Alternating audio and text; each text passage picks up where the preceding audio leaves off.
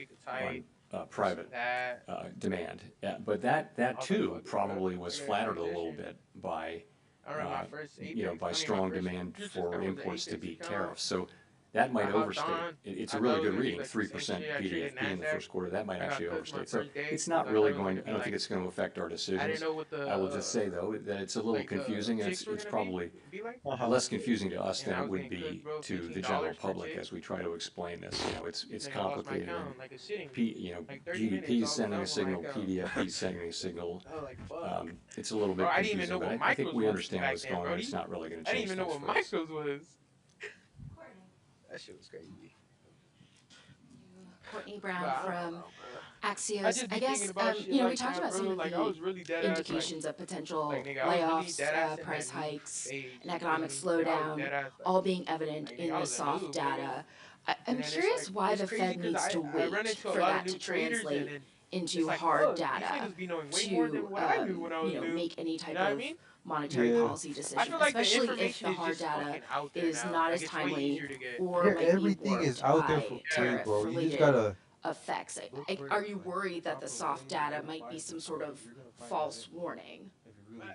No, I mean, look at the state of the economy. The labor market is solid, inflation is low. We can afford to be patient as things unfold. There's no real cost to our waiting at this point. Also, the sense of it is, we're not sure what the right thing will be. There should be some increase in inflation. There should be some increase in unemployment. Those call for different responses. And so until we know, potentially call for different responses. And so, until we know more, we have the ability to wait and see. And it seems to be a pretty clear decision. Everyone on the committee supported waiting. And so that's why we're waiting. Just a very quick follow-up. There was this sort of vibe session, if you will, where the sentiments expressed in soft data did not translate into the hard economic data. How are you thinking about that when interpreting some of the signs in the softer survey data? I think going back a number of years, the link between sentiment data and consumer spending has been weak. It's not been a strong link at all. On the other hand, we haven't had a move of this, speed and size. So it wouldn't be the case that we're looking at this and just completely dismissing it. But it's another reason to wait and see. You're right that we had a couple of years during the pandemic where people were saying just very downbeat surveys and going out and spending money. So that can happen, and that may happen to some degree here. We just don't know. This is an outsized change in sentiment, though, and so none of us is looking at this and saying that we're sure one way or the other. We're not. But yeah, I would trade a lot of trend breakouts. Thanks, Chair Powell. Matt Egan with CNN. So you mentioned earlier that you were monitoring the shipping data, and we have seen in the shipping data that imports from China into the Port of Los Angeles have plunged, and that has raised concerns about potential shortages. What tools, if any, does the Fed have to ensure that prices and inflation expectations don't get out of hand if tariffs do cause significant supply chain disruptions? I mean, we don't have, the kind of tools that are good at dealing with supply chain problems. We don't have that at all. That's a job for the administration and for the private sector more than anything. What we can do with our interest rate tool is we can be more or less supportive of demand, and that'd be a very inefficient way to try to fix supply chain problems. But we don't see the inflation yet. We're of course reading the same stories and watching the same data as everybody else, and right now we see inflation kind of moving sideways at a fairly low level. If I could follow up on that, President Trump has indicated that he will likely name a replacement for you when your term as chair expires next year. But your position on the board runs through January 2028, I believe. Would you consider remaining on the Fed board even if you're no longer chair? So I don't have anything for you on that.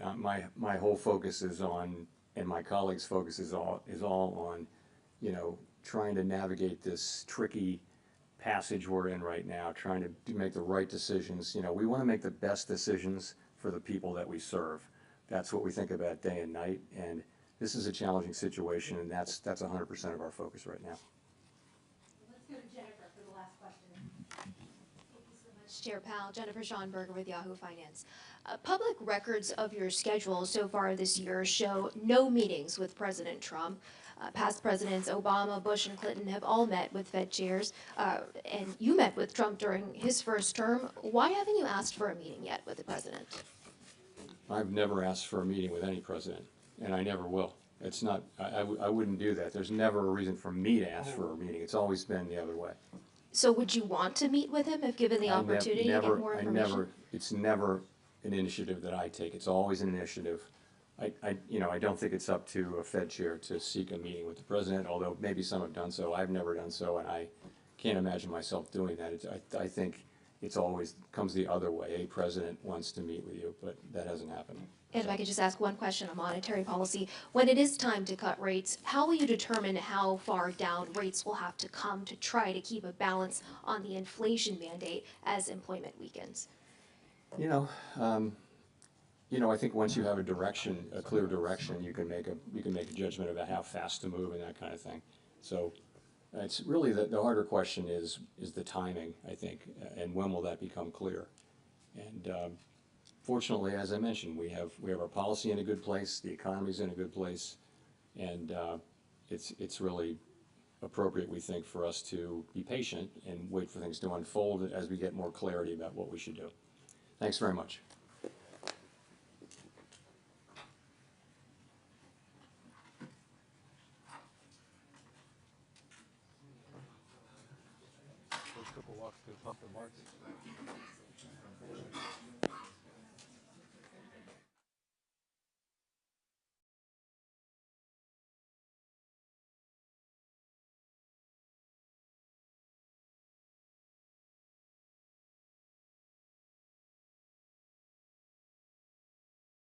Is still in a solid position.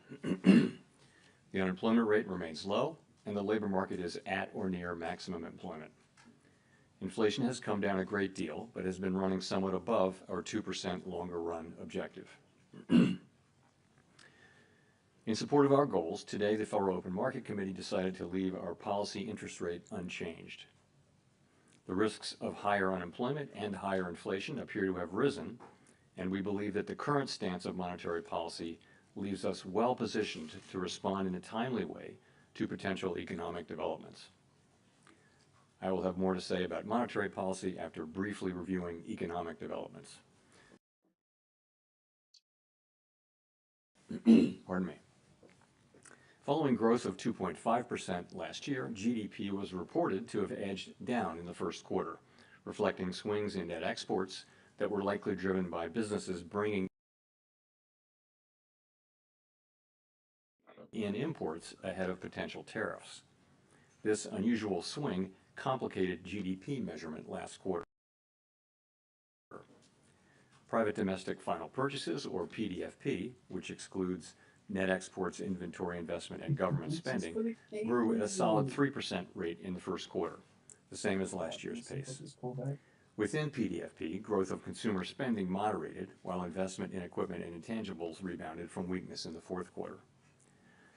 Surveys of households and businesses, however, report a sharp decline in sentiment and elevated uncertainty about the economic outlook, largely reflecting trade policy concerns. It remains to be seen how these developments might affect future spending and investment. In the labor market, conditions have remained solid. Payroll job